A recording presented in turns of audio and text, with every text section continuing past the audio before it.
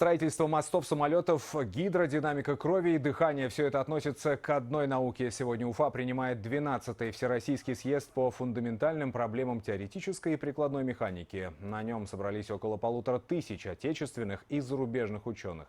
Помимо пленарной части была представлена выставка научных достижений, которые уже успешно применяются или готовятся поступить на вооружение. Подробности далее.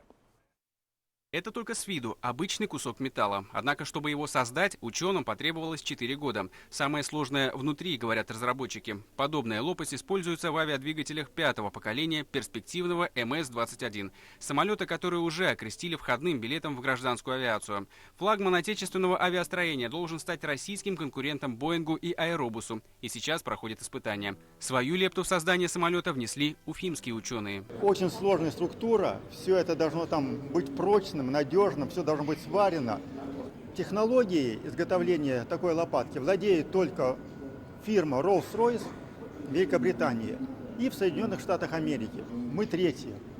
А вот еще одна разработка – беспилотный летательный аппарат. Главное отличие от конкурентов – продолжительность полета без дозаправки – 1600 километров, а также возможность его использования в районах севера. То есть двигатель внутреннего сгорания позволяет использовать данный беспилотный комплекс при отрицательных температурах.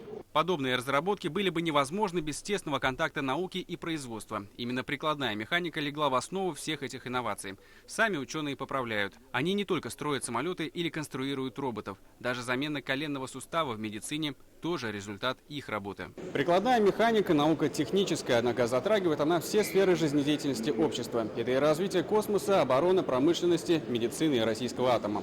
Чтобы обсудить все эти вопросы, в столицу Башкортостана приехало около 1500 российских и зарубежных ученых. Съезд проводится каждые 4 года, начиная с 50-х годов прошлого столетия. В этот раз по количеству участников он уже стал самым многочисленным за всю историю своего существования.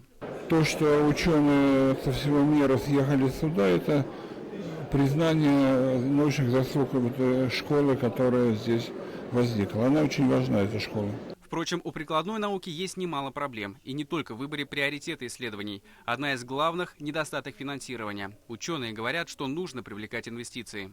И вот группа академиков, мы в Москве, мы сейчас работаем над документом с рекомендациями о совершенствовании экономического порядка в стране. Потому что сейчас у нас практически нет инвестиций.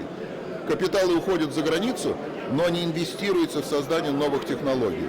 И это проблема экономического порядка. Это, кстати, тоже налаживание экономического порядка. Это одна из проблем механики тоже.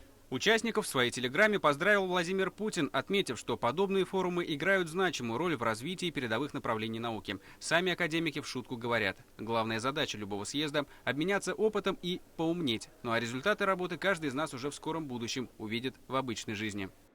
Артур Шамсудинов, Ильнур Имагулов и Владимир Шевчук. Новости. Уфа.